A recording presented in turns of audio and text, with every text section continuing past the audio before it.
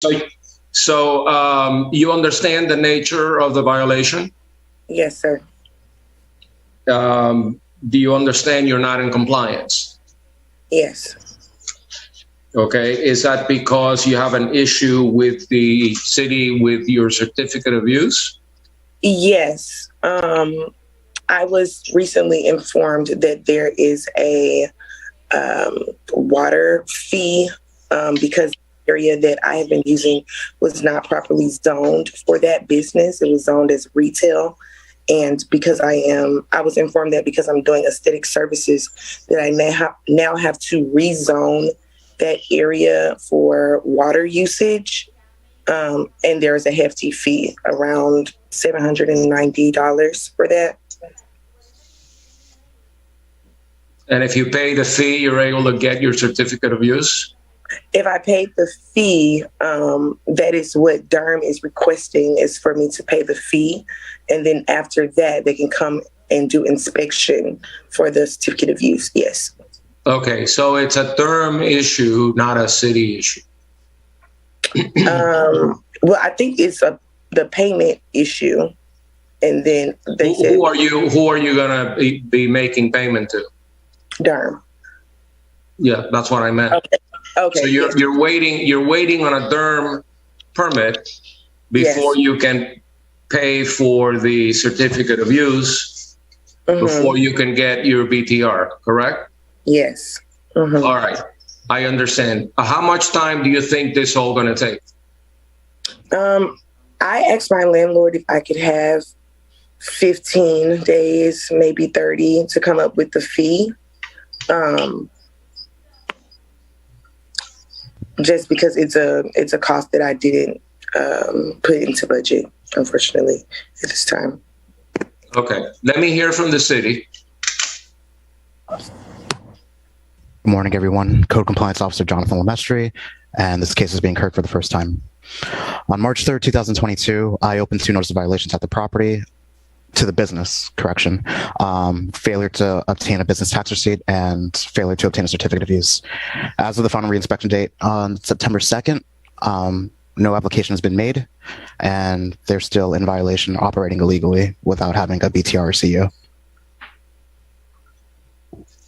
Okay, I understand the practice in the city that you cite the owner, but then you make the tenant do the work. What happens if there is no compliance? Do you lien the owner, or how do you enforce it? So Bristol, you may want to weigh in on this, because I don't know why, and it may be city policy, but I don't know why the owner isn't here as well. Well, they were noticed. The property owner was noticed, and so was the tenant, by virtue of the property being posted. So in the event that there is an adjudication, as you know, magistrate, it would fall with the property owner. And whatever the agreement is between the tenant and the property owner, it's their agreement and their arrangement. But the findings of the magistrate would directly impact although our code does name the violator as both the tenant and the property owner. Okay, I wanted to be clear on who ultimately has the responsibility for compliance, because if the tenant doesn't comply or is unable to comply, let's say the zoning doesn't permit a beauty salon or a cosmetic business at that location, then, for all intents and purposes, the case is over, because she won't be able to operate. And then the owner would have to ensure that tenant is out. I just don't quite understand yet the ramifications of citing a tenant and citing the owner for this type of violation. I understand it now. So moving forward, I get it. Ms. Rice, you just out of curiosity, magistrate, I would wonder, has she been in contact? Did the property owner mention he was aware of the violation? I'm sure. Yes, he actually sent the violation to me, and he let me know about it as well. So Okay. I can confirm that he definitely was aware and that he has the copy that you guys left. Okay, I just want to be clear so that we're not back again here a month or two from now. There is no zoning prohibition for your business at this address. I'm sorry, I don't understand your question. Okay, will the city allow you to operate a cosmetic business at this address? Yes, unfortunately, they're telling me that there needs to be a change in the water usage, but I don't give any services that require water. We're not shampooing here or doing salon services that would require an excessive amount of water. Okay, so it's a water issue. Okay, so you'll need 30 days. I'm going to give you 30 days to comply and do whatever you need to do with DERM, get your licenses in order. And I'm going to, as to both cases, case number, item 10 and 11, same ruling as to each one of them, okay? Based on the evidence presented, testimony of the owner and not the owner, the tenant, and the city's code compliance officer, depicting that the violations exist, proper notice has been given to the tenant and the owner. I find in favor of the city, enter an adjudication and set a compliance date of 30 days. In the event of non-compliance, there shall be a daily fine of $250 until the violation is abated. So you should be able to resolve things in 30 days, ma'am. And good luck to you, and have a wonderful day. Thank you. You as well. Mm-hmm. I'm guessing the clerk hasn't established a connection with the interpreter yet, so I'll go ahead and no luck.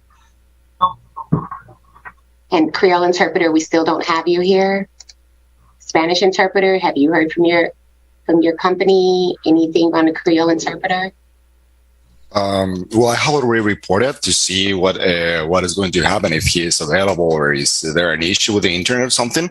I haven't received any notification about it. Can we let them know that we need a replacement? Of course, yeah. Thank you. Mm-hmm. Please let them know I have someone physically waiting right now for an interpreter. Yeah, I have already let them know that there was a person who was waiting for him. Yep. Thank you so much. We'll go ahead and call number 6. Item number 6, Alba Pena. I'm just trying my hand at this clerk thing here. Alba Pena, case number CEBPR 2022-00388. Property address 14145 Northwest 5th Court. Code Officer Aaron Barber. Mr. Pena, if you could accept the invitation to be invited into the meeting.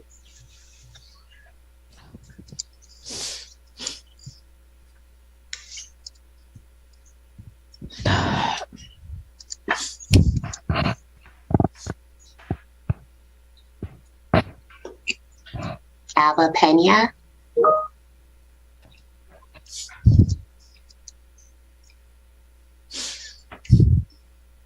Okay. I see somebody there, Alba Pena. All right. The bottom right. Yeah. If you can start your video, please, Alba Pena. We're ready to start. He moved. Okay. There we go. If you all would mind unmuting yourselves, raising your right hand to be given the oath. If both of you are going to give testimony, both of you will need to be sworn in. She need an interpreter. Can you press unmute, please? We need to get you some audio. Okay. And So can you put your phone, ma'am, can you put your phone like on a table away from you a little? Just kind of, there you go. There you go. All right, I'm gonna put it here. Just Is that good? That's perfect. Okay, go. Pon la mano para arriba. All right, Madam Clerk, go ahead. Interprétame, Marisa. Do you solemnly swear or affirm the testimony you're about to give in these proceedings shall be the truth, the whole truth, and nothing but the truth? So help you God. Yes. I do. Yes. Because yes. Yes. Does she need an interpreter? It looks like I can translate for her. I'd rather the court interpreter, I'm the city Okay. interpreter, be the one. Okay. Ok, ¿hablo yo? Yeah.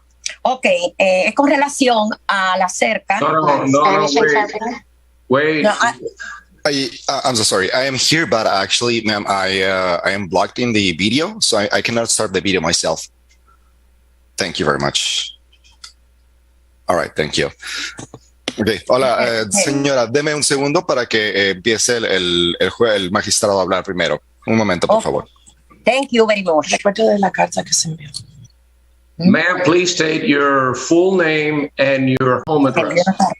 Señora, por favor, ¿puede decir su nombre completo y su dirección?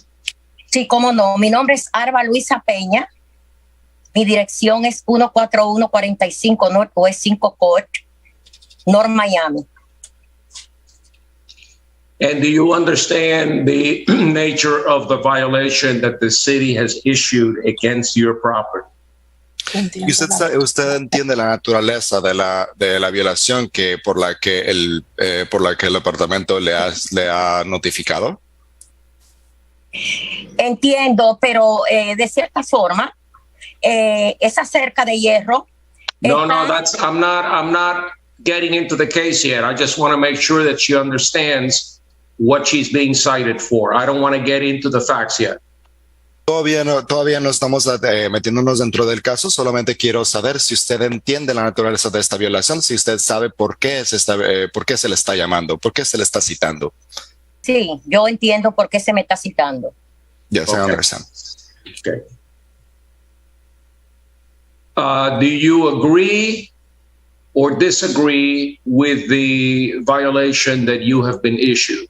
No está de acuerdo. ¿Usted está en acuerdo o está en desacuerdo con respecto a la violación a la que se le ha notificado? No está de acuerdo con la violación. No estoy de acuerdo. No estoy de acuerdo. I Con- do not agree. No, just yes or no. Solamente necesitamos saber sí o no. ¿Está de acuerdo o en desacuerdo? en desacuerdo. Disagree. Okay, so at this moment, I am going to ask the code officer, Aaron Barber, to explain to me what is the nature of the violation. Bien, entonces en este momento le estaré pidiendo a la oficial de código, la señora Erin Barber, que ella me proceda a explicarme a mí la naturaleza de esta violación. Good morning, Erin Barber, City of North Miami Code Compliance. This is a new case for an iron fence and brick pavers that were installed at the property without permits. As of the final recheck date of August 26th, there were no permits, no applications have been made. So we have two separate issues, right? Yes, sir. Yes, sir. This fence. One is the fence, Yes, sir. and one is the pavers. Yes, sir. Well, but just And- for clarification, magistrate, she cited it as one violation. So Okay. meaning, yeah, Okay. just construction without permit. One violation, but there are two components to that violation. Yes, sir. Two issues. One- Yes, at the time it was just issued as one rather than Okay. separate. And anticipating what the property owner is going to be telling you, because I've reviewed the file, the pavers, the placement of those pavers require a building permit under the building code, correct? Yes, sir. Okay, and similarly, the installation of this fence also requires a building permit. Yes, sir. And you've cited them under section 532 of the code, which says that you cannot you cannot do construction in the city without a building permit, correct? Yes, sir. Section 5-32. Okay. Can the interpreter explain to the property owner what the code officer has just testified to? It's not necessary. We got it. You got who's speaking? Who's speaking? This is Maritza. I sent you a letter, Judge, and I'm here with her because she is an elderly woman, didn't know how to log on. I myself, it took me 45 minutes to log on, and I kept calling the city. So I just she understands what the code violation is. Okay. Let me finish with the code officer, and then I'll swear you in, and I'll ask you some questions as well. Okay. If you're going to be a witness, you need to be sworn in. So I had my hand up. yeah, I don't get to see hands, so I'm sorry. I just look at the screen and watch the people. Anyway, going back to the code officer, Barber, is there anything else that you need to explain to me? I know that there's a letter in the file from Maritza Maseria asking for an extension, correct? I'm seeing this letter now. This is the first time I have seen it. So I wasn't aware of Can you this, take a moment to read it and respond to it? Yes, sir.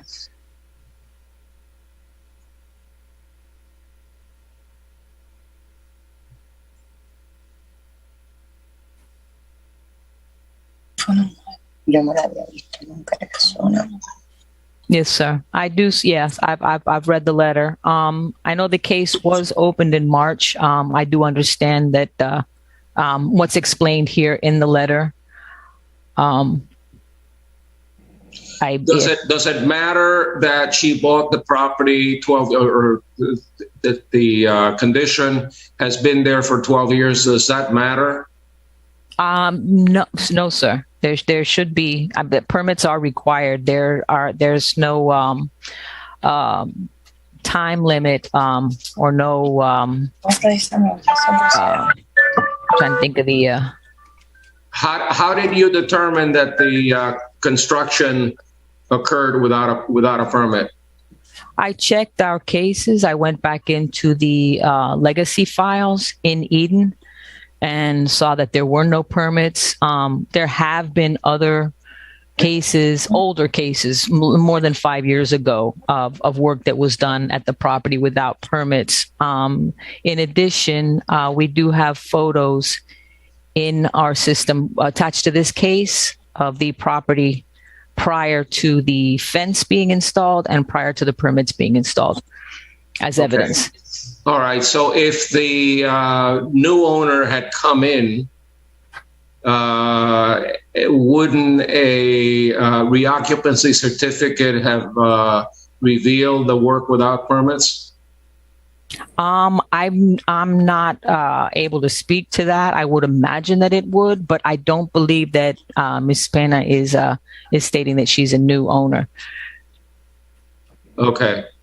Well, she said she bought it with the improvements already on there, I thought.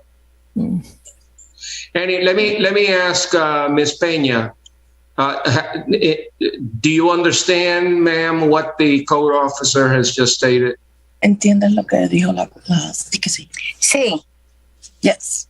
Sí que sí, Okay. yes. You need permits to legalize the both the fence and the permits and the pavers. Okay. Do you understand you have to do that in order to come into compliance? Yes, we understand. But the one thing that we definitely want to talk about is the pavers, because that is her front yard. That is not a driveway. It is something she can easily have her landscaper get rid of some of them. And, they're not even installed. She just moved them to try to save money. I mean, like I said, she's an elderly woman. She's trying to save money. So the person that does her landscape said, let me do this for you. Plus, there's a lot of water that comes into her property. So that area is really like her front yard. So she just started adding pavers to try to alleviate that. They're not installed. It's not a driveway. In the middle of it, you could see that she has planters in there. All right. So we can lift that. By the way, what's your relationship to Miss Peña? Miss Peña is almost like my mother. I live in Broward. I went to the city with her. She found out about this when she got a certified letter. She called me. And then I go, what are you talking about? And I go, but the dates, they've already been out there. Like, what's going on? So she never got that first initial in March. She never got a notice. She eventually noticed something tied to her fence. Like I said, she doesn't drive. She's normally at home. I check up on her because she has one son who's not here. He's not in the States. So every so often I double check, make sure she's doing okay. If she needs to go to a doctor or something, I will try to bring her. So I just kind of look out for her, but we're not related. I appreciate that. That's very touching, and we're trying to be sympathetic and helpful. I can't tell her how to do it or what to do in terms of how the pavers get placed or what landscaping goes where. That's something that will have to be addressed by one of the city departments. Okay. Probably the zoning, but certainly as to the building permit, that's something that you need to apply for with plans. Yes, I went to the city last week because we were trying to see if maybe we can push this out a little bit and just start taking care of it. So I already contacted someone. They're going to do the plans for us for the fence. And our intention is it's really the gate that makes it non-compliant, the height, because they have that decorative piece. So her plan was to cut that piece and level it off. So it's all 5 feet. Right. So I'm going to have an engineer looking at that. So that's where I'm helping her with that.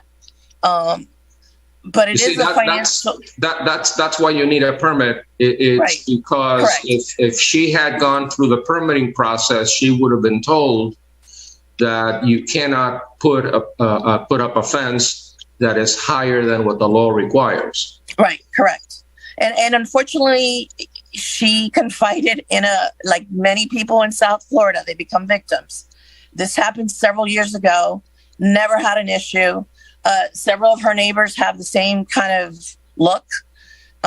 So this came as a surprise. It really did to her. So financially, she's on a fixed income. So she's going to need a little while to raise the money. I'm willing to help her financially, but I can't come up with everything just all at once either. So that's what we're asking. I will take care of it. We'll get the permit. I already contacted an engineer. They're going to do open up the permit and all that. The one thing I do want to make clear is those pavers, that is not a violation. That is her front yard, and we will take up some pavers if we have to. But that's her front yard. She can do whatever she wants with it, as long as, it's not a driveway. And I think that's what the inspector thinks it is. It's not a driveway. Her driveway is, you could see it. It's on the left hand.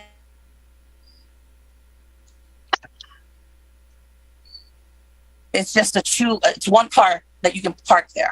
Everything else was done because her house floods.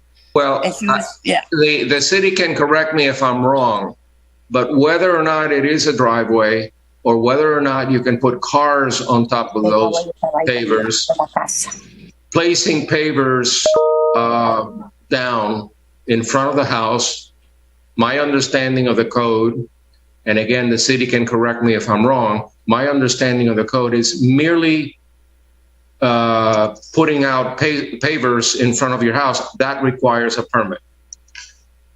City, is that correct? Just to have, even if it's a walkway? City, I want the city to respond. Yes, sir. The amount, the area that's covered, she would need a permit for that. Okay, so if I reduce it, and that's what I told her to do. I said the same way you have decorative trees and stuff, because she had some trees. I said we can put some bushes around and just have more of a walkway looking front yard versus a driveway looking pavers. Because they're not installed. We can move them. She did it herself, one by one.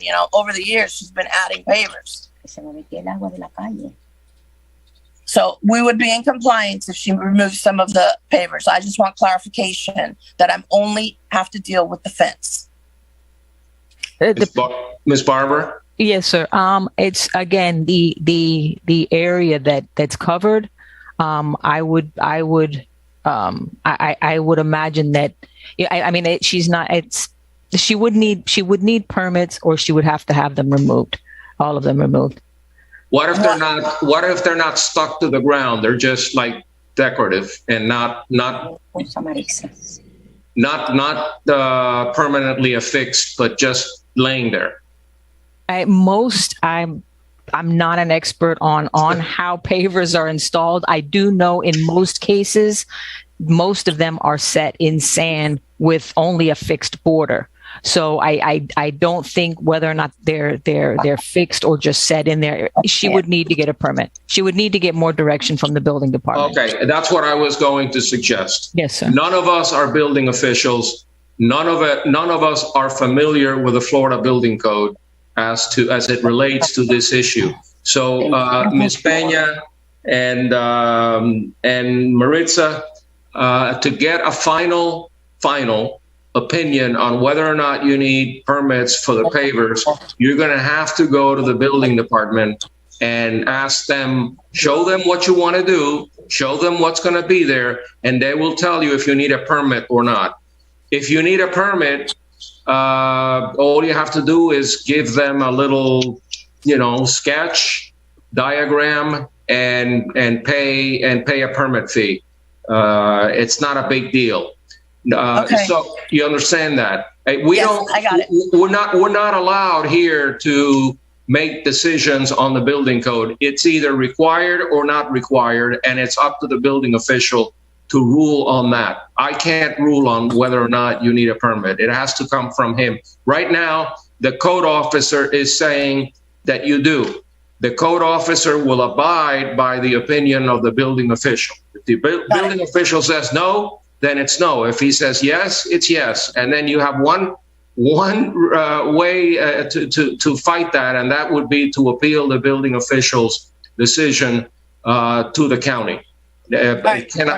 You understand? Okay, so what I'm going to do is I'm going to be a little bit more generous, lenient, and with regard to the issues here, I'm going to give you 90 days to do everything you need to do to come back to come to compliance. Okay, we've given you enough time by now, but we're going to give you another 90 days to come into compliance, and then you won't have to pay a fine if you do it within 90 days. After 90 days, I'm going to set a penalty. Okay. Okay. Based on the testimony of the city's code compliance officer, the photographs, and the evidence presented depicting that the cited violations still exist and that proper notice has been given, I find in favor of the city, enter an adjudication and set a compliance date of 90 days. In the event of non-compliance, there shall be a daily fine of $250 until the violation is abated. So you have 90 days. Thank you. I appreciate it. Okay. Thank you. Thank you. Oh my God. Now go ahead and proceed with item number 7, 8, and 9. It's for Bimini Properties, Inc. Case number for item number 7 is CEFOB 2022000101. Item number 8, CEGEF 20220013. And item number 9, CEZCU 2022000247. And the officer is Shanna Sanders, and the person representing this property is here in person. Hi, I'm here. Good morning. Who's here on behalf of the property owner? Avon here, right? One moment, please. If I can, let me just make sure. Because I believe, are you the property owner or the business owner for Mags? You're not here for Business owner. I Stronger, am I correct? No, I'm the business owner of Meg's Banquet Hall, not the property owner. So she's here for a particular day. About the gate. Yes, we have 3 violations for this property, but I just wanted to make sure that she's hearing the right case. She's here for the one for the dumpster enclosure, not for the business tax receipt and the certificate of use. I believe he's online. He stated that's case number 8.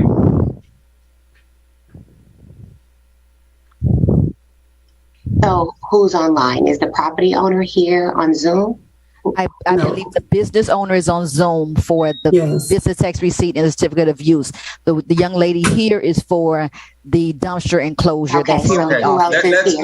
Let's hear 7 first. All right. Let me add the other individual to the call, magistrate. All of the files are one address. It's just multiple parties involved, depending on the item number.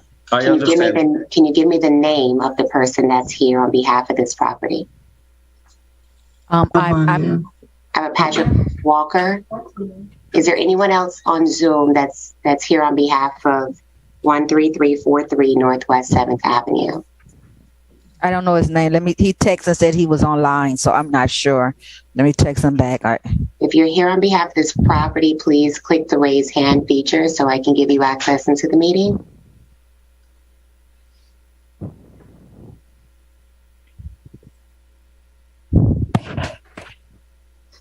If he's off, we'll go ahead and hear her case. Well, I hear Mr. Walker's here. He's the owner of the property. So why don't we start with number 7? All right. Patrick Walker. Patrick Walker?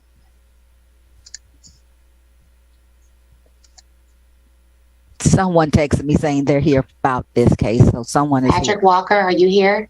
I heard him. Yeah, he's here. He's signed in. He's just perhaps stepped away.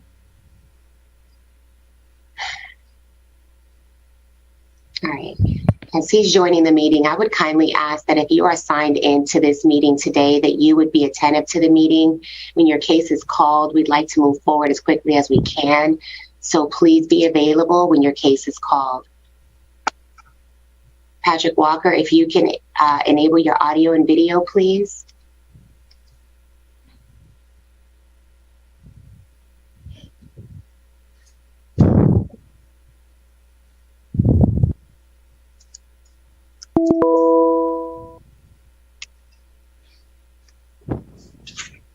All right, let's hear the dumpster then.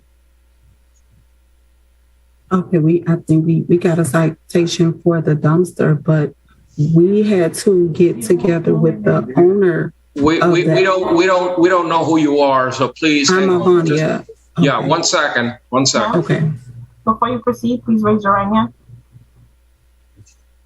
Do you solemnly swear or affirm the testimony you're about to give in these proceedings shall be the truth, nothing but the truth, so help you God? Please say I do. I do. All right, so just so that we're clear, we're hearing case number 8, 2022-00013, 13343 to 45 Northwest 7th Avenue. Please identify yourself. Tell me on what property are you here on? I'm from 13345 Meg's Banquet Hall, and my name is Alvania Wright. Alphonia Wright? Alvania, yes. Alvania. And what's your connection to the property? I'm one of the business owners of the business. I'm sorry, I didn't hear that. I'm one of the owners of Meg's Banquet Hall. What's the name of the business?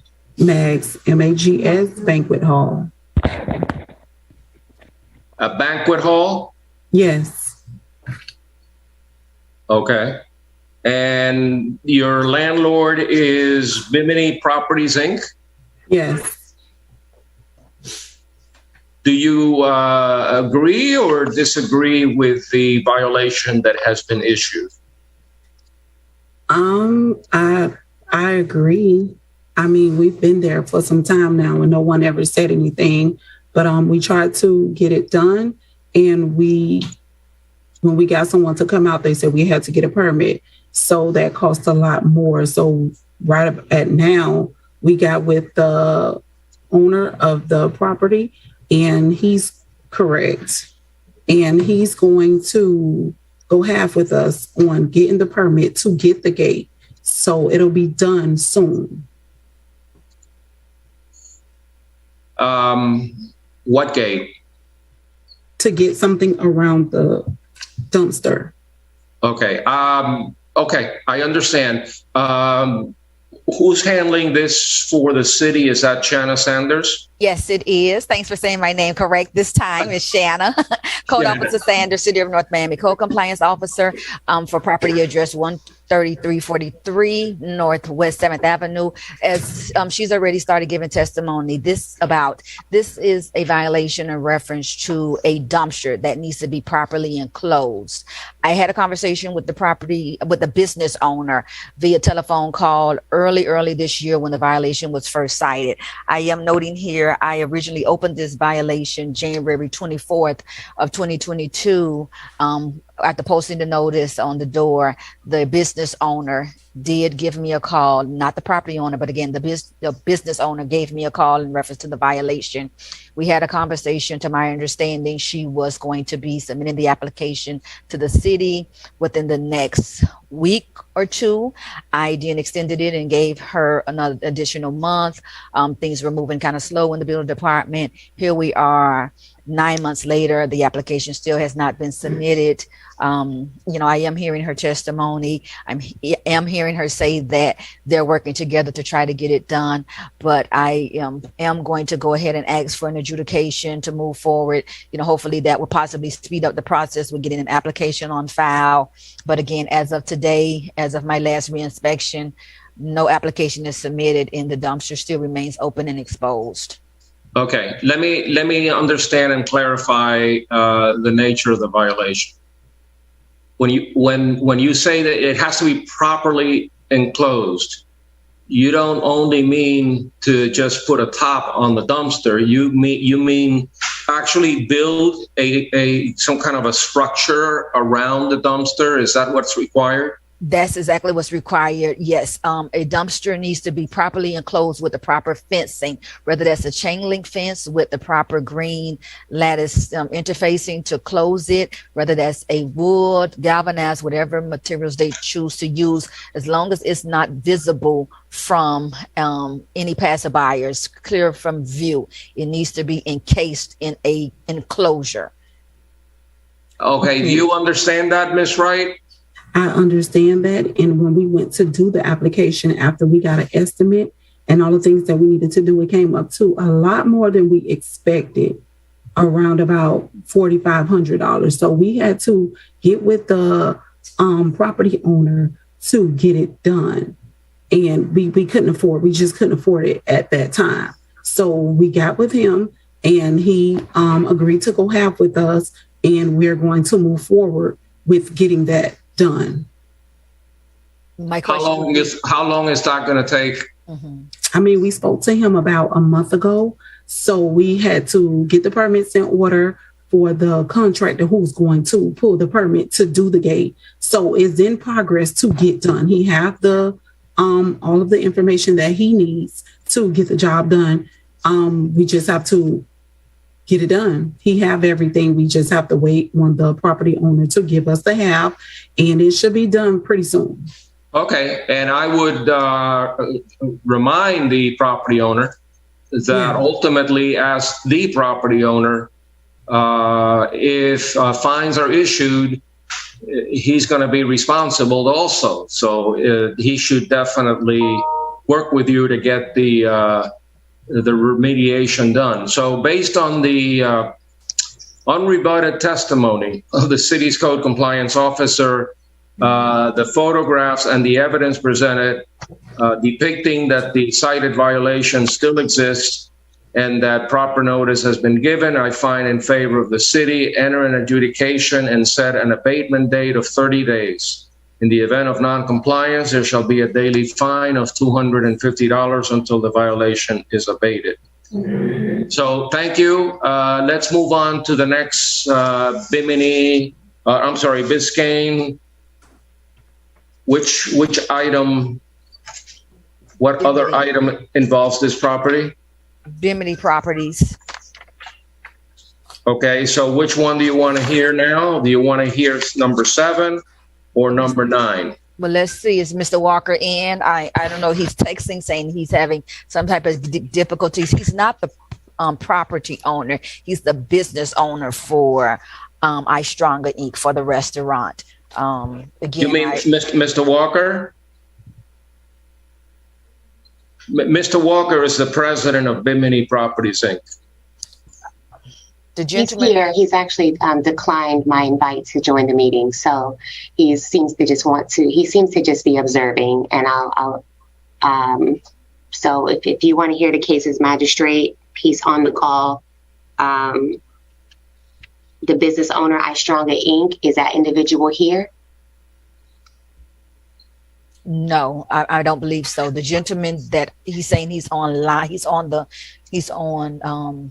link. He's not in the office.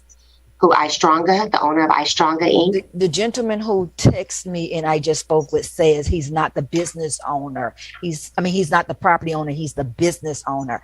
I'm not sure what he's saying in your chat. But who is that, Shanna, is what I'm asking. He didn't identify he just said he's the business owner. Okay, so if I have anyone here on behalf of I Stronger Inc., please click the raise hand feature now to join the meeting for your case.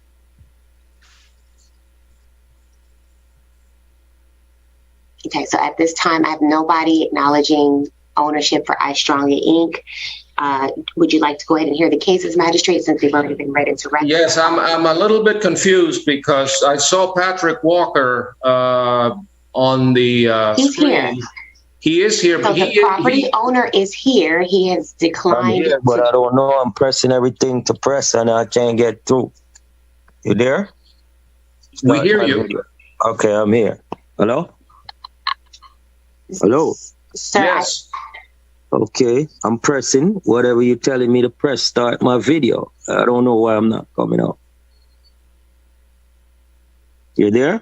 Yeah, Crystal, what do we do with Patrick Walker? Yeah, because I'm pressing start my video and I'm not able to see. are you using a video-enabled device? I don't know if it's a working device. Well, yeah, it's a smartphone. I press start my video. I see you setting start my video. I press it. I'm not coming up. Press it again. Look. Are you there now? We're here. Okay. Hold on. I mean, typically, magistrate, it's up to you. I mean, we don't know. We typically don't hear the cases unless the video is also a component. It's up to you. While using the app. Well, if he's unable to, we can hear him. If he's unable to be seen, I would go along. I would continue. I would go along and continue with the case, not continue the case, but hear the case, because he's. Hello, Mr. Walker. Are you the president of Bimini Properties Inc.? No, I'm the owner of the business I Stronger. I don't own the building or the property. Okay, because under the documents from the Secretary of State's office, Bimini Properties Inc. It shows you as the president. Are you not the president? No, not Bimini Property Inc. I said it again. I Stronger Inc., which is the restaurant. Okay, so you're at Istronga Inc. And okay, what is the address for Istronga Inc.? The address is 13343 Northwest 7th Avenue North, Miami, Florida 33168. Okay, have you been sworn? Firm. No. No. Why don't we swear him in? Without video? Well, do the best you can. Okay, sir. Please raise your right hand. Do you solemnly swear or affirm testimony you're about to give in these proceedings shall be the truth? Yeah, Nothing but the firm. whole truth? If so, please say I do. Firm, I do. Okay, sir, you understand the nature of the violation. You don't have a business tax receipt for your business, right? Yeah. Right? You don't have one. No, I don't have one because North Miami keep denying one. I don't know why. I present all the paperwork to them. I've been doing that before COVID. Okay, and you don't have a certificate of use either. Certificate of use? No, I don't have the certificate of use. That's Okay. what it is, the business tax receipt. No, it's a different document. You pay extra for it. No, I got a certificate of use. I just don't have the business tax receipt, which in order to get the business tax receipt, I have all the paperwork there showing them ever since. That's been like 3 years going on now. For Durham All right. to approve it. Let me hear from the code officer. Ms. Sanders? Shanna Sanders, City of North Miami Code Enforcement Officer. I'll start with the case, companion cases, but I'll start with this CEZCU 2022-00247 for not having the certificate of use. I originally opened this violation January 22 of this year. I verbally spoke with the business owner at the property. I was there on another business about the dumpster, but while they're doing the dumpster, I went ahead and checked the business tax receipt and certificate of use, saw that he didn't have any. Long story short, we had a conversation. He was instructed to come to the city and submit the applications for the No, I certificate. think you spoke with, excuse me, I think you speak Wait, do not interrupt. Let her finish, and then I'll give you a chance to answer. I spoke Okay, to go. someone at the property who identified himself as a business owner. I instructed him to move forward, to come to the city to obtain the certificate of use and the business tax receipt. I have not had any conversations with anybody from the restaurant since then, and this was early January, late January, early February. As of my last reinspection, I am seeing that they still have no certificate of use in a business nor a business tax receipt. I did correspond with the Community Planning and Development Office with Isaiah Valcine, as well as Raphael Padron in the Business Tax Receipt Office, who instructed that, as I think the business owner is stating, he has been having conversation with the city, and I want to read directly from the email because Isaiah said he couldn't be here today. The owner of the business just came into the office. This was dated here September 7th. He just came into the office to inquire about the CU process and address the code violations and concerns. I have spoken with the owner at least 4 times since 2020 and advised him on what he needs to do and what is required. I believe he may be having an issue with Durham, as there is no functioning grease trap, which is required per Miami-Dade County ordinances for all eating establishments. He purchased a business from Canada Restaurant in August 30th, 2018. But again, they're stating, he's fully aware of what's been gone. He's been running his business since 2018 with no business license or certificate of use, and they stress he is fully aware of what he needs to do. So as of my last reinspection and upon emails dating back on the 7th, no CU, and seems as though the business owner fully knows why he's being denied and what he needs to do to move forward to obtain those documents.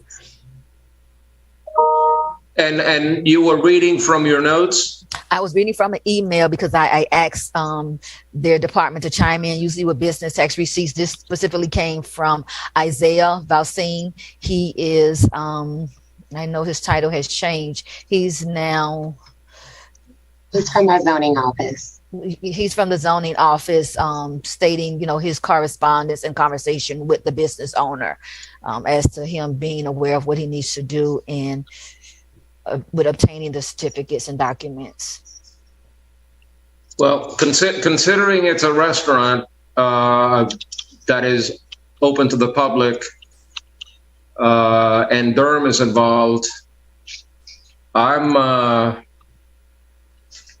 don't know why he's still in business and why the owner has not even showed any effort to try to mitigate the potential damage. So what is your recommendation, Ms. Sanders?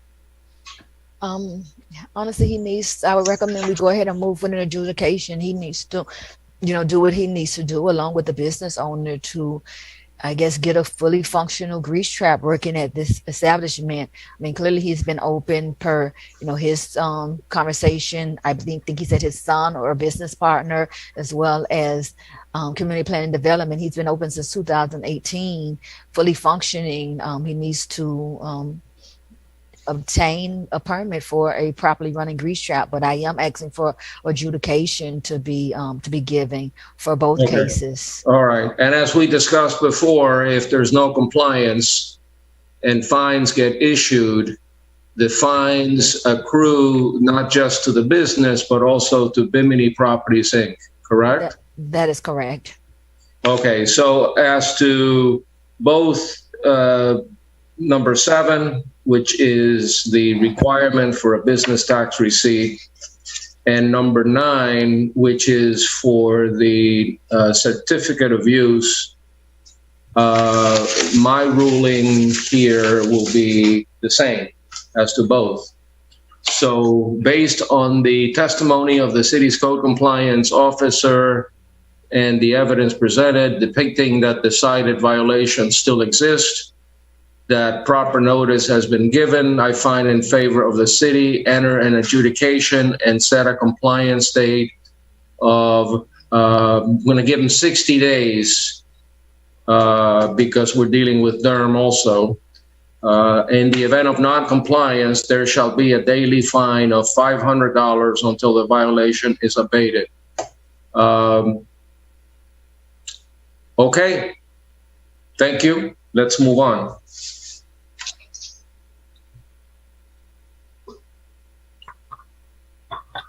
I'm going to go ahead and proceed with item number 24.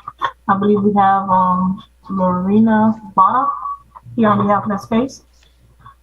Item number 24, Lorena Bada, case number CEBPR 2022-000396, and the officer is Jonathan Lemestre. Okay, this is a fence issue. Who's here on behalf of the property owner? Is Miss Lorena Bada here? Yes, she is here. And if you would allow me, Cameron Palmer, can you just click the raise hand button, please? So I don't know that you adjusted yourself. Okay. All right. And Cameron, if you would accept the oath along with the property owner, because I don't think that you were here when we administered the oath originally. Anybody who's going to testify needs to be sworn in. I see 2 people, a very strong resemblance. Looks like a mother and a daughter to me, but I could be wrong. Can you swear them both in? Where's the code officer? I'm here. Okay. And both of you guys, Lorena Bada and Cameron Palmer, raise your right hand. You solemnly swear or affirm the testimony you're about to give in these proceedings shall be the truth, the whole truth, and nothing but the truth. So help you God. Please say I do. You guys are on mute. I do. I do. Okay, so who's going to speak first on behalf of the property owner? I am the daughter. She's my mom. What is the daughter's name? Daniela Frias. And your mother owns the property? Yes. Yes. Okay, just one person at a time. You say Diana Frias? Daniela. Mm-hmm. Okay. Do you understand why the city cited you Yes. Yeah. Is it about a fence? Yes. Okay. You need a permit to be able to put up a fence, correct? Yes. You understand that? Yes. How much time do you need to comply with the requirements of the code? So we're working with Mr. Fritz. He's helping us, and already talked to him. He said that it's already been put. They already submitted all the paperwork. We just need to be approved, and he said that in 5 days everything will be done. Who's Mr. Fritz? He's the one. Oh, he's the person helping us with the permits, and we already paid him, and he said everything has been submitted already to the city. Okay, I noticed by review of the file that you've already been granted a 60-day extension, and there was an issue that came up with zoning. You understand that? Yeah. You were already granted an extension by the city administration. And we already moved it. I sent pictures, and we fixed what had to be fixed. Well, what had to be fixed is that you needed a permit. Yeah, the permit, and we also had to move it back, which we did. You had to move it back because it was encroaching on the setback? Because it wasn't 100% in our property line, so we moved it back. Okay, so that was the zoning issue that was delaying compliance? Yes. Okay, I want to hear from the code officer at this time. Mr. Lemestre? Thank you, Mr. Magistrate. Good morning, everybody. Code Compliance Officer Jonathan Lemestre, and this case is being heard for the first time. On March 15th, 2022, I opened a notice of violation at 1035 Northeast 122nd Street in regard to building the fence without a permit. I have spoken to the daughter, Daniela, on several occasions in regards to this. The situation is, of course, they built the fence without a permit, and the fence was encroaching on the city of North Miami's property line. They have pushed the fence back because we have prior pictures of the fence being literally very close to the street. But they have pushed the fence back. They did apply for a variance to have the fence where it was before, but it was denied by zoning.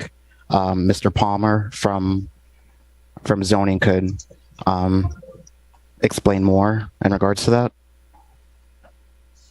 Okay, so jump right in, Mr. Palmer. What happened at zoning? Thank you, Mr. Magistrate. I'm Cameron Palmer from Planning. August 17, 2022, the item went before the Board of Adjustment, and at that time, the Board of Adjustment heard the applicant, which is Marina Bada, and decided against her application and denied it 5-0. In that case, we're sending her back to the building department to have the fence removed and reconstruction as per permit and per code. Okay, and the variance was to allow the fence to encroach into city property? No, the variance was to allow the existing opacity and height deviations. If it had been approved, it would have still required them to rebuild the front portion along the city property line. But the board denied the whole motion, which means that neither the opacity or the height could remain. Everything had to be rebuilt to code along the property line. All right, and that was clearly explained to the property owner. Sure. Okay, so continue, Officer Lemestre. Yes, and as we speak, they still don't have a permit on file. It is still pending from the building department. So as we speak, they're still in violation in regards to not obtaining a permit for the fence. And yeah. Okay, Daniela, how much time do you need? I spoke to the person that is in charge helping us. He said it will be done in 5 days. The permit, we will have it in 5 days. So because he's already working on it. So as soon as I have it, in let's say 1 week, 2 weeks max, I'll email it to the code officer or whoever I have to email it to. Because we already did fix what had to be fixed. We moved it back. We fixed the opacity, the height. It's just a matter of finishing the paperwork. Okay. I appreciate your efforts to come into compliance, going before the board and getting somebody out there. I'm going to give you 30 days to do what you're supposed to do, which is get a permit with appropriate plans. And then when you do get the permit and a CO is issued, or a final inspection, it has to pass final inspections. Once that is completed, hopefully within 30 days, then you'll be sending that to the code officer so that this doesn't have to come back here again. So I'm going to enter an adjudication, meaning that I'm going to find you guilty, but I'm not going to impose a fine unless you do not comply with the requirement that you get everything done within 30 days. So based on the testimony of the code compliance officer and the photographs of the fence and other evidence presented showing that the violation still exists, proper notice has been given, property owner has been present along with her daughter. I find in favor of the city, enter an adjudication and set a compliance date of 30 days. In the event of non-compliance, there shall be a daily fine of $250 until the violation is abated. So no fine, but you've got to get the work done within 30 days. All right.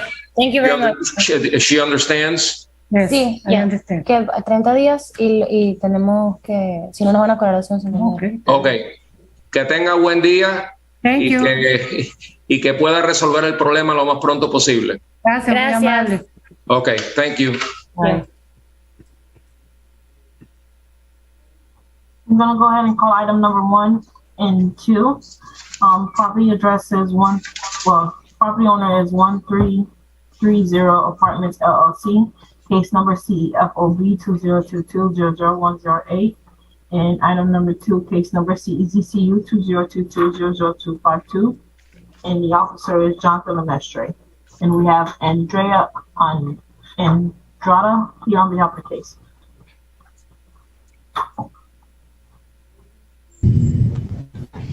Okay, Andrea Andrada, you're here on behalf of the property owner? Good morning. Yes, I am. Okay, we're gonna make sure that you're on this property. Yes or no? Okay, all right. Let's have her sworn in. Please raise your right hand, ma'am.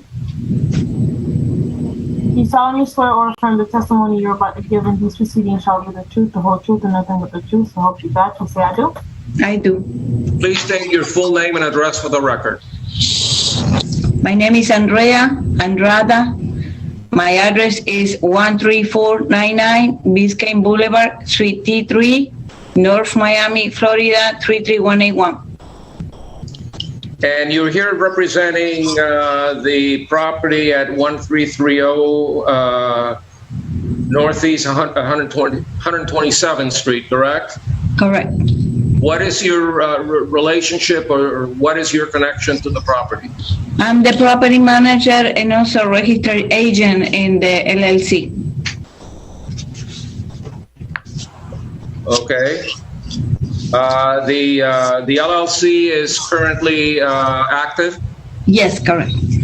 Okay. Who's the principal manager for the LLC? It's Fuego Nova LLC. Okay. So you're here as property manager, not as manager of the LLC, correct? Correct. And you understand the nature of the violations? Yes, I do. Okay. You know you don't have a business tax receipt, correct? Yes, but we wasn't just yes or no. Do you know whether or not you have a business tax receipt? Yes. You do know you don't have one? I don't have it yet. Mm-hmm. Okay, fair enough. How much time do you need to get it? Well, we passed them already before we get the violation, and we have approval municipal application for certificate of use or business license already. So I have the whole package here to go to the city of North Miami and pay for the certificate of use and BTR. Okay, so let's hear the item number 2, which is the certificate of use. Let's hear them both together. Let me hear from the code officer. Sure. Thank you. Good morning, everyone. Code Compliance Officer Jonathan Lemestri, and this case is being heard for the first time.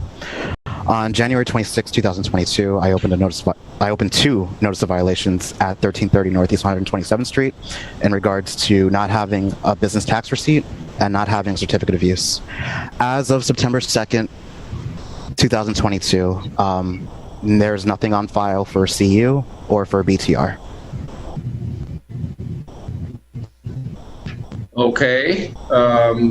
And the property is a multifamily property. I was going to ask you that. How many units? That I can't recall. It's 10 units. 10 units? Yes. Okay. All occupied? Right now, there is 1 vacant unit. Okay. Any other code issues associated with the property? You say Durham. What's the issue with Durham? Well, we had the approval. The only thing what we need is the inspection for fire department to get the certificate. And then I can go ahead with the Office of Certificate of Use. I went there last week. I finished with my all others building. And Isaiah gave me the application. We put everything together and we figured it out what was missing on the package. So I hope. What's the issue with fire? Just an inspection. We are waiting for the inspector to call us back to give us a day. Okay, so you're looking at just inspections. You're not being asked to do any fixing, any repairs, any corrections, nothing like that. No, because it is running as always. We don't touch anything. We pass reoccupancy when we bought it, so everything it looks as original and okay for now. How much time do you need? I believe 2 weeks is going to be enough because I just waiting this week for an inspection and then I can submit this, which is already approved. So I don't. Well, you still have to go back to the city and get their approvals. Yeah. So I'm going to give you 30 days. My ruling is that on the basis of the city's code compliance officer and your testimony reflecting that the violation still exists, proper notice has been given. I find in favor of the city, enter an adjudication and set a compliance date of 30 days. In the event of non-compliance, there shall be a daily fine of $300 until the violation is abated. This is as to each case, the BTR and the certificate of use. So I guess that's about it, right? Mr. Magistrate, can I add one more thing? Yes. She does. The property does have 3 pending violations, and I know that she will probably have issues in regards to obtaining a BTR and CU. So she would have to address those 3 pending violations. Yeah. That's great to know, but it's not before me right now. If she's not in compliance in the 30, she said she could do everything in a couple of weeks. I gave her 30 days. So if for whatever reason, if she doesn't have the BTR or the certificate of use, the fines will start accruing. So she's on notice that she needs to correct those violations if she's ever going to get a BTR or a certificate of use. Yes, ma'am. Mr. Jonathan, could you please send me an email with the violations that you are talking about? I'm not aware of that. Okay, that's why I asked you before, was there any code violation or anything else you need to do? So the code official is going to advise you as to what pending violations there may be. You should know right out front if you will not get a certificate of use if you have code violations. So you better correct those as well. I don't know what they are. They're not before me. Code will advise you. Okay. Thank you, my honor. Thank you, Jonathan. Thank you. Bye. Bye-bye. Next. We have Rahima Golden in our queue still. Rahima Golden, what case are you here for? I am here for property address 12135 Northeast 5 Avenue, Royal Palma Apartments, LLC.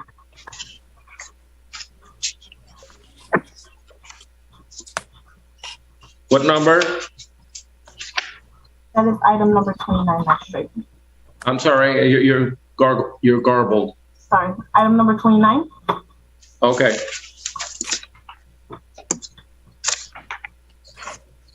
Item number 29, Royal Palm Apartments, LLC, case number CDMHS 2022-00297, and the officer is Christopher Colton.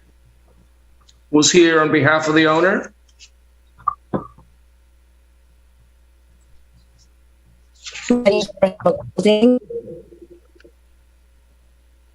You're breaking up.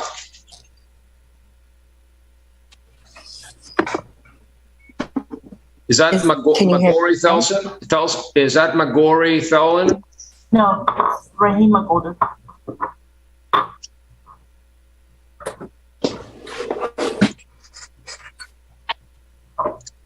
Can you hear me? Rahima Golding? Yes. Okay, you're here on behalf of the owner?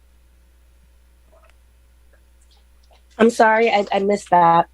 Okay, tell me your name, your address, and your relationship to the property. My name is Rahima Golding. I'm here for property address 12135 Northeast 5th Avenue, and I am the compliance and permit coordinator for the company. Okay, let's have her sworn. Please raise your right hand. Do you solemnly swear or affirm the testimony you're about to give in these proceedings shall be the truth, the whole truth, and nothing but the truth? So help you God. Please say I do. I do. Okay, you are essentially the building permit expediter for this property? No, I don't do any expediting. I take care of all violations and I consult for the permitting. Who's the owner of the property? Royal Palm Apartments, LLC. DBA CoinCo Properties. Okay. Do you know the nature of the violations issued against the property? Yes, I do. You don't have a business tax receipt. Why not? So when I spoke with Rafael Padron, he said that we didn't have the state license. When I went online and checked, we do have a state license. It is active. It is current. But the problem is they have it listed as, DBPR has it listed as Royal Palm Apartments, LLC, but it's Royal Palma. I've been trying to get in contact with DBPR for over a week now to try to get the name corrected so that we can pay for the BTR. But I've been unsuccessful. I've even sent emails and still unsuccessful. There's no office for me to go to because they're in Tallahassee. Isn't that something that you can readily do online, a change name or a correction, or just file a piece of, just, electronically change the name? Can't you do that? To be honest with you, I'm not sure. I was trying to speak with the representative to find out what would be the best route in getting it done. And that's the only thing that's keeping you from getting a BTR. The city will not accept the certificate from Tallahassee because the name is different? The name, yeah, it's missing an A. Okay, let me hear from the city. Good morning, Officer Colson, City of North Miami Code Compliance. This is a new case. This case was opened on 2/24/2022. Violation of not having a BTR on file. They had other violations that I had opened on this property. They have taken care of. This is the only one that is remaining. So as of final reinspection on September 2nd, 2022, the violation still remains of no BTR has been filed for. And it's because of the difference in the name? Correct. No, I know that's what you told me. I want to know what the code officer has to say on that. This is the first I've heard of it.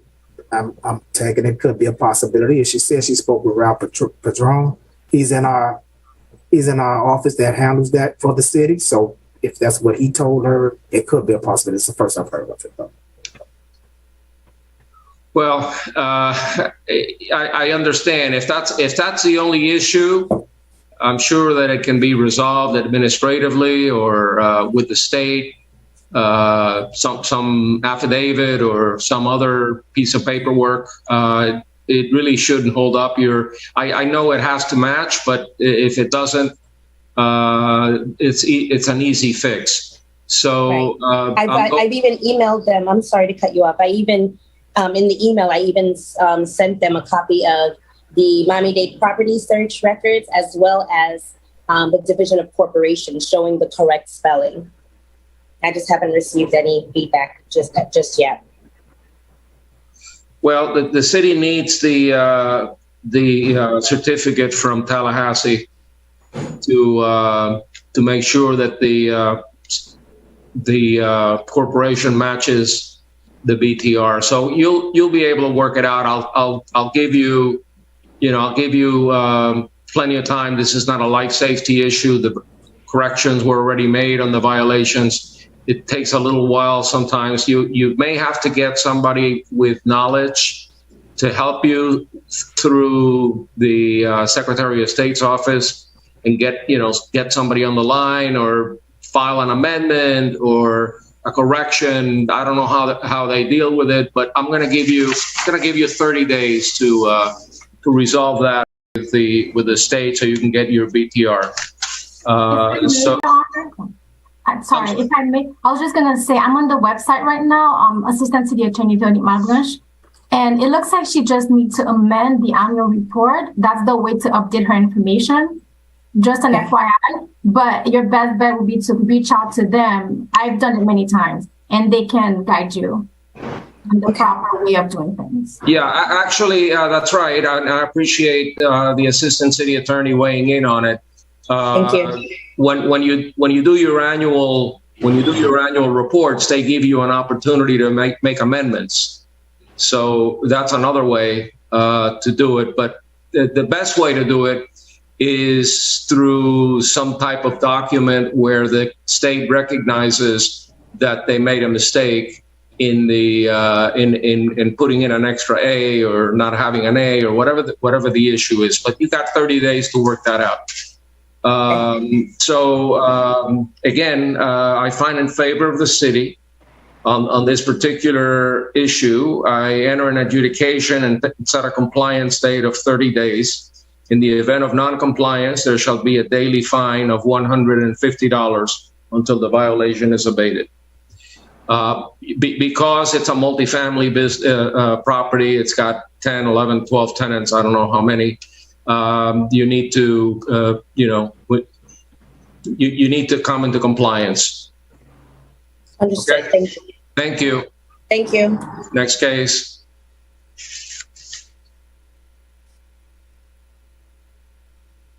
Magistrate, our next cases, we have no more attendees in the queue, so I'll go ahead and call the cases. Well, I'm sorry, really quickly, Peggy, there's Mackinson, I see here. That's the Creole interpreter. Oh, that's the interpreter. Okay, so the interpreters can be dismissed. Thank you. Thank you.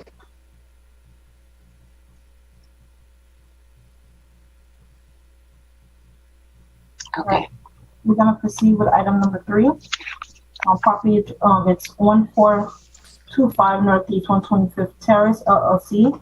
Case number CEFOB 202200119, and the officer Jonathan Lemestre.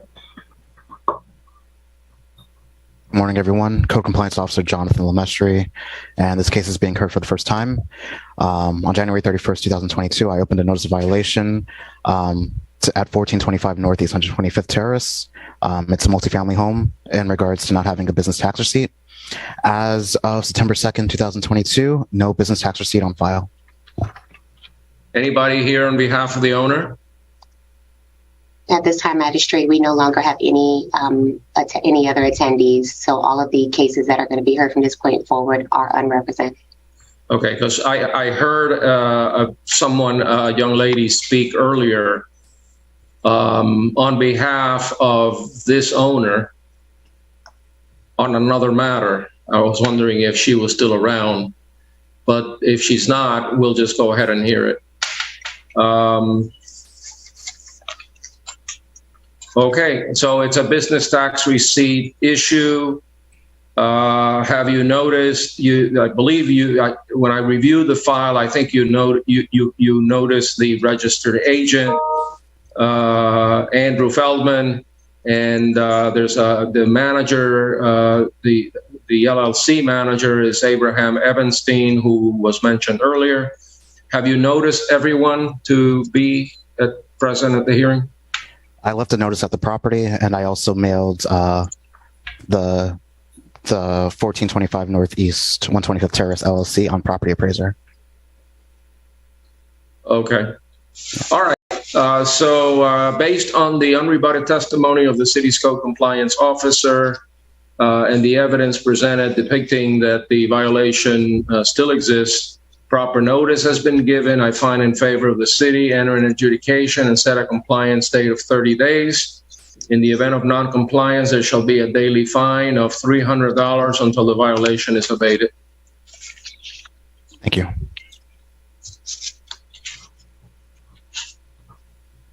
Item number 12 and 13, Site Lescott Group, Inc., case number CEFOB 202200100, and item number 13, case number CEZCU 2022000246, and the officer Shanna Sanders.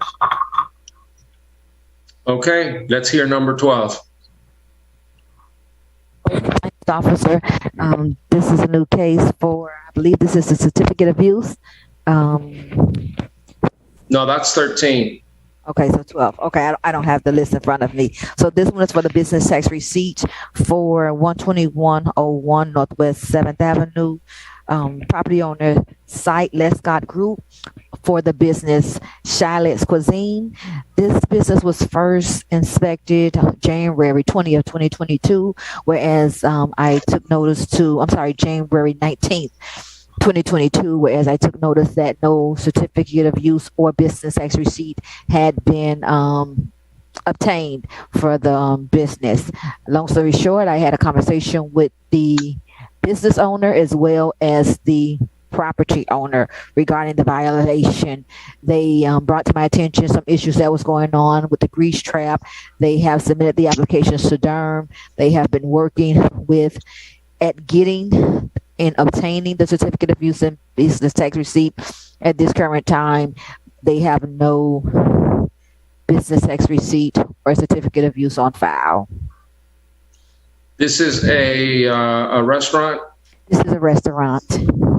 Are there more than one tenants?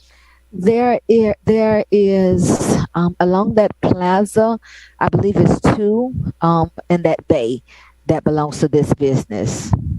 That belongs to the same property owner. I believe so. Okay. Have they made any progress at all with the grease trap issue? Do you know that?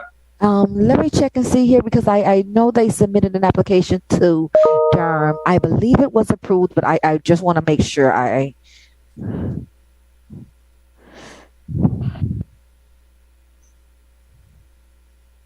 Doesn't help your case at all, just for the public to know. It doesn't help you when you're cited. It's a relatively important issue. The grease trap is a source of many fires in restaurants. doesn't help your case when you don't show up and you don't provide the special magistrate the facts necessary to make a reasonable decision. So, just something that property owners, yes. I am showing here that they have recently submitted the application to the city. Show that it was recently approved by Durham, and they submitted the application on 9/6, which is September 16th, last week. I am okay with giving them a little bit time because I do know that this tenant and property owner has been working with getting it. So again, seeing that it was just approved by Durham on the 2nd, and again now the application for the grease trap was submitted to the city. It doesn't show as though it's even been reviewed at this time. Just again submitted on the 6th, which was a week from today. I'm okay with giving them a little time to. Well, yeah, but I'm going to adjudicate. I'm going to find them guilty if for no other reason they didn't have the courtesy to show up and explain that to me. I'm okay with that. Okay, so I'm going to find them in violation based on the evidence presented, and I will enter an adjudication and set a compliance date of 30 days. In the event of non-compliance, there shall be a daily fine of $500 until the violation is abated. Okay, and can we have both of them run together for the business tax receipt? Yes, as to each one, same ruling. The fine, magistrate? I'm sorry? How much was the fine? 500. Again, it helps if you show up. And, that's the right thing to do. Item number 14. I'm sorry, before we begin, can we have a 5-minute break? Absolutely. Yeah, let's break for 5 minutes. Thank you. Recording stopped.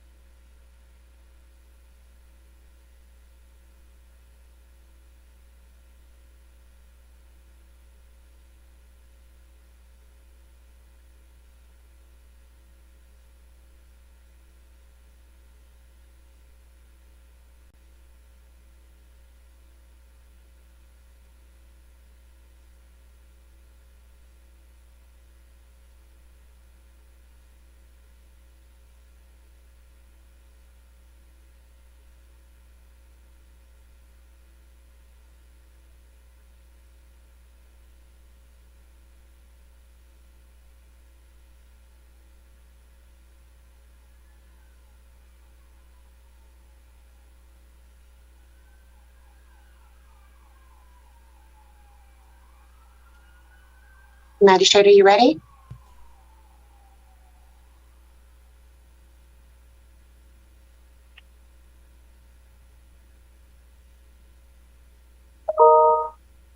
If I can get the clerk and the staff to get back on the call so we can get started.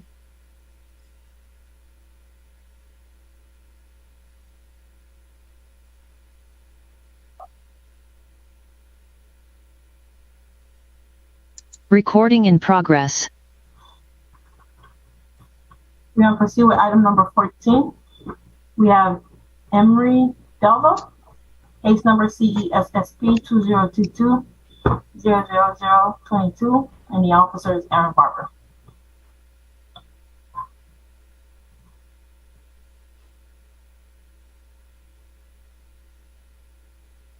Good morning, Aaron Barber, City of North Miami Code Compliance. This is a new case in reference to hurricane shutters being kept in the closed position. The violation was originally opened in April of 2022, and as of the final recheck date, August 26th, the violation remained. Owner was notified by certified mail, and the property was also posted.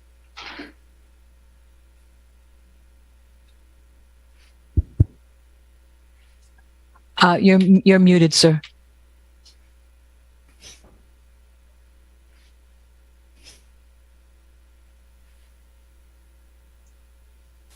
Can you hear me? Yes, sir. All right. Yes, I saw the files, the pictures, like the storm shutters. Madam City Attorney, I don't recall the language in section 5-9. Do you have it handy? Can you read it for me? Sure. 1 second. The section says, in an effort to safeguard the health and safety of the residents of the city, it is prohibited to maintain storm shutters on a structure beyond the officially declared tropical storm warning, hurricane warning, or hurricane, unless hurricane conditions are expected to occur within 36 hours. Hurricane shutters and or boarded up materials may be installed temporarily when there is a tropical storm warning, hurricane warning, or other similar large-scale weather event, provided that they are removed no later than 72 hours after the dissipation of said weather condition. Okay, thank you. Ms. Barber, how long have these shutters been up? I did misspeak just a moment ago. This case was opened in January of 2022, and they was inspected in April. They were closed, and again, in August 29th, they remained closed, August 26th rather. So they seem to be in a perpetually closed position. I've not gone by and seen them open. Is the property vacant? No, sir. Okay.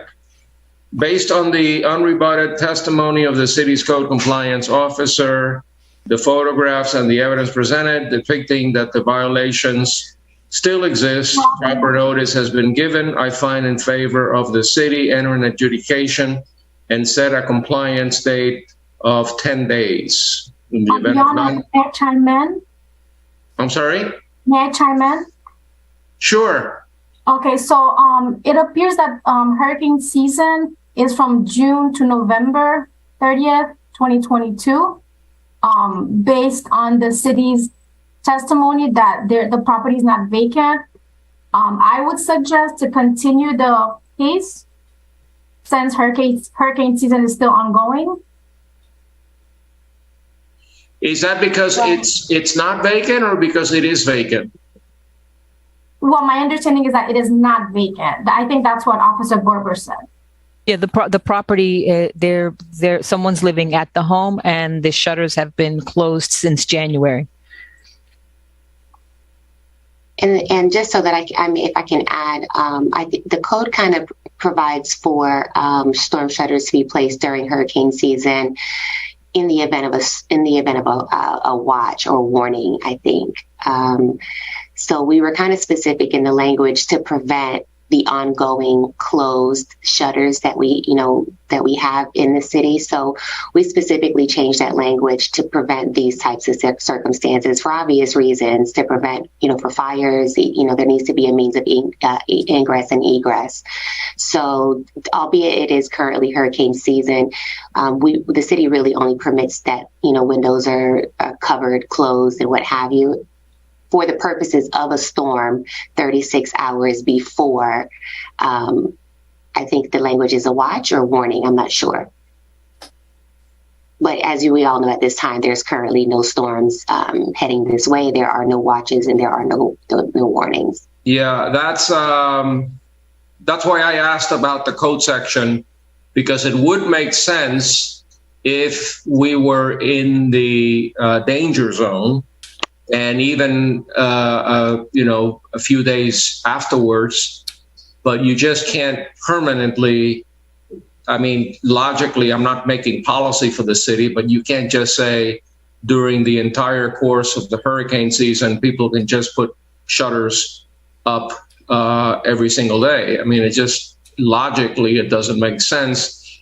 And the way you read the ordinance, it didn't give me the impression that it was that liberal, although I'm required by the code to abide by the legal opinions of the city attorney's office. So, you all need to figure out what it really means, or whether this case will set a precedent for other cases. I don't know, but and I'm happy to table it until you guys come to an agreement as to what, whether this is or is not a violation. What do you suggest, Madam City Attorney? I said all this because right now there's thunder. We're in hurricane season. I get it. I understand what Crystal is saying, but I don't know what the circumstances are if the person is on vacation, but then Officer Barber just said that it's been like that since January. Yes. So that makes things a little different now. And that was in hurricane season. So, and when did you make the violation, officer? The violation was opened January 22nd of this year. So that is a violation. Yes. Yeah, no, that is a violation. Yeah. No matter what you think about August, September, whether that's hurricane season or not hurricane season, at the time that the shutters were put up, in a permanent basis, and they've been that way certainly prior to hurricane season, I would think that there's a violation right there. Whether I agree. Whether they can come in now and say, well, now it isn't a violation. Yes, but it was when you put them up in the first place. In the meantime, maybe you need to refine the ordinance or have the city attorney issue an opinion, because I'm going to be bound by the legal opinion of the city attorney's office going forward. So based on the unrebutted testimony of the city's code compliance officer, the photographs and the evidence presented depicting that the cited violation still exists, proper notice having been given, I find in favor of the city, enter an adjudication and set a compliance date of 10 days. In the event of non-compliance, there shall be a daily fine of $500 until the violation is abated. It is a fire hazard. It is unsightly. And certainly, they've had enough time to correct it. It seems to me like there may be other issues like broken windows or things of that nature. Perhaps an inspection is warranted, but nonetheless, hopefully we'll get their attention when they get the notice of the order from the special master. Okay, thank you. Thank you. Item number 17 and 18, we have Christopher Colson as the officer, and the property is GHG on Memorial LLC, case number CEFLR 2022-00132. And then item number 18, case number is CEZCU 202200284. Okay, Christopher Colson, would you like to present? Good afternoon. And these cases, the first one is I'm sorry. In these cases, the first one is a BTR, business tax receipt. These are new cases. I'm Christopher Colson, City of North Miami Code Compliance. 13210 Memorial Highway is the apartment complex, and the case is for a BTR, and the other case is for a CU. The violations were both issued on 2/25/2022. As of the final reinspection of September 2nd, 2022, there has been no application made on file for permits to get a CU or a BTR for this property. And number 18 is a certificate of use. Yes, a certificate of use. This is a multifamily property. Yes, it is. Okay, so based on the unrebutted testimony of the city's code compliance officer, and the evidence presented depicting that the cited violation still exists, proper notice has been given. I find in favor of the city, enter an adjudication and set a compliance date of 30 days. In the event of non-compliance, there shall be a daily fine of $300 until the violation is abated.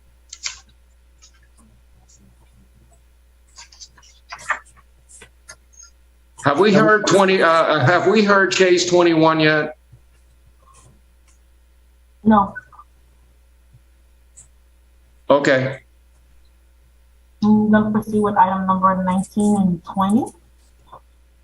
We have Yuma U Investments LLC, and case number is CFOB 2022000115, and item number 20, case number is CEZCU 202200259, and Jonathan Lemestre is the officer. All right. Good morning, everyone. Code Compliance Officer Jonathan Lemestre. This is in regards to the commercial property, multifamily property, for not having their business tax receipt and their certificate of use. I opened the violation back on February 11th, 2022, and as of the final reinspection date on September 2nd, they have not obtained the BTRCU, let alone applied for BTRCU. All right, so as 19 and 20. 19 is business tax receipt. And number 20 is a certificate of use. Are there any other violations pending on the property? Absolutely. I haven't even checked the system, but I know the property. I know there's at least 7 pending violations. Okay, well, that's why you don't have either one. So have they made any contacts with you or? Yeah, I've spoken to the property manager, and he told me that he's working on it. He'll get it done, but he's never even applied for a BTRCU, according to community planning and development. He's got to take care of his other issues first. Yes. All right. So based on the unrebutted testimony of this is as to both violations. The testimony of the city's code compliance officer depicting that the violations as to the BTR and the certificate of use are still pending. Proper notice has been given. I find in favor of the city, enter an adjudication and set a compliance date of 30 days. In the event of non-compliance, there shall be a daily fine of $300 until the violations are abated. Thank you. Item number 21, we have Jamil Shute and wife Rose M. Case number CBPR 2021-00161, and the officer is Shanna Sanders. Ms. Sanders, can you present, please? Yes, Shanna Sanders, City of North Miami, co-compliance officer. This case can be closed. They came in the office this morning and showed that they obtained the permit this morning. They were waiting to be heard, but I went ahead and dismissed them again since the permit has been obtained. Excellent. The reason I had asked about this case is because when I went through the photographs that you took, one of the photographs depicted a different address. Instead of 525, it said 535. Yes. So, sometimes when you're standing close and I try to make a point to just maybe take off and just have it say like 133rd instead of the house numbers. But yeah, I did note that and was going to put that on record. But again, since it's complied. Yeah, it is the same property though, isn't it? It is the same property. Yeah. Yes. Okay. Just wanted to clarify that. Okay, let's move on. Case closed. Clerk, you're on mute. Clerk, you're on mute. For item number 22, I believe we were waiting on the Creole interpreter, and from my understanding, that case. Yeah, we postponed the case for 30 days. Yes, case number CEBPR 2022-008-484. That case has been postponed. Okay, postponement granted. And let's see, 1 second. That concludes the agenda, no? No. No? We're going to item number 30. Item number 30. We're going to beat a record, Crystal. Let's see. Item number 30 is Secundino A. Corona. Case number CEBPR 2022-00366. And the officer is Aaron Barber. Ms. Barber? Yes, sir. Good afternoon. Aaron Barber, City of North Miami Code Compliance.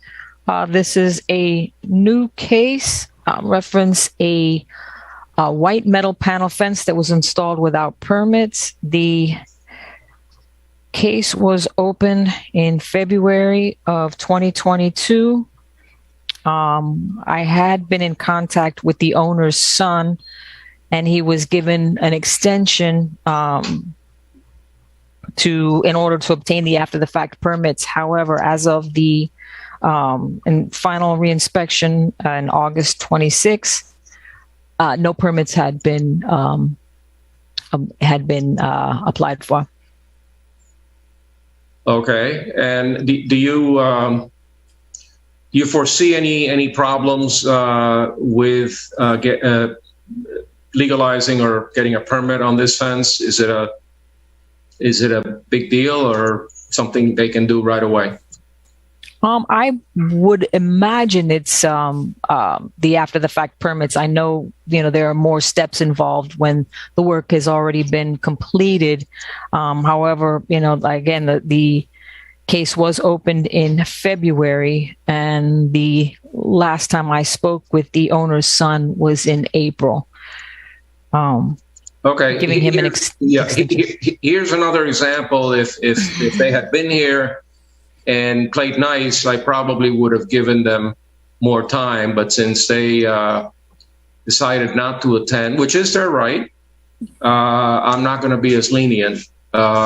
So based on your unrebutted testimony, Ms. Barber, and the photographs presented depicting that the violation still exists, that proper notice has been given, I find in favor of the city, enter an adjudication and set a compliance date of 30 days. In the event of non-compliance, there shall be a daily fine of $500 until the violation is abated.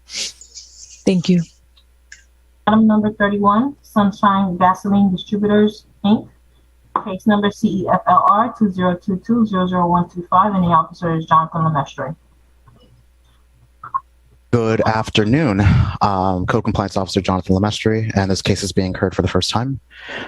This is in regards to the property owner, which is a gasoline station, not having their BTR or not renewing their BTR.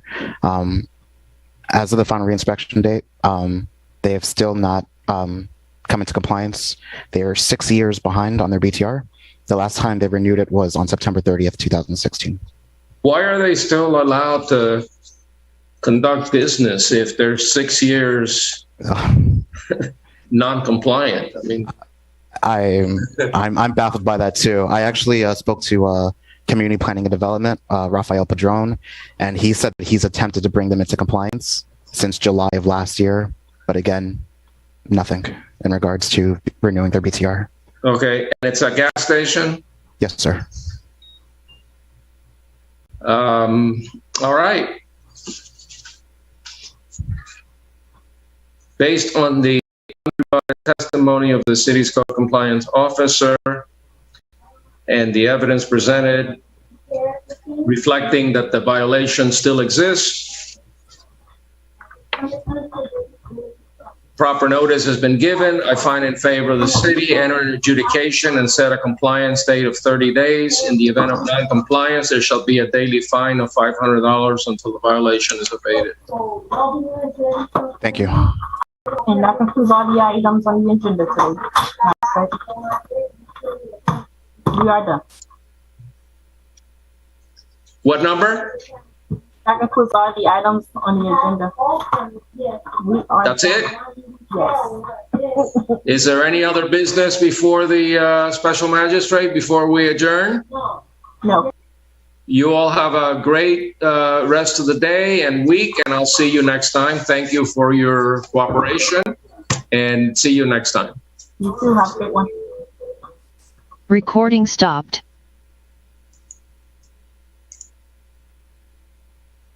Crystal, what about she left? What about number 32? St. Louis. Ah, she can't hear me. Edme. She's not hearing me. I'm gonna call Crystal Veronique. Hold on. Patterson. I don't know if Edme sees me. Edme. Hold on. I'm calling. Hold on. Okay. Yes, I'm back. Yes. What about number 32, Susanna Miranda? Oh, it's postponed. Oh, perfect. Why was it postponed? Jose's not here. I'm sorry? Jose's not here. Oh, okay. Do you know by any chance if she's applied for a variance in front of the Board of Adjustment? Give me 1 second. Let me check.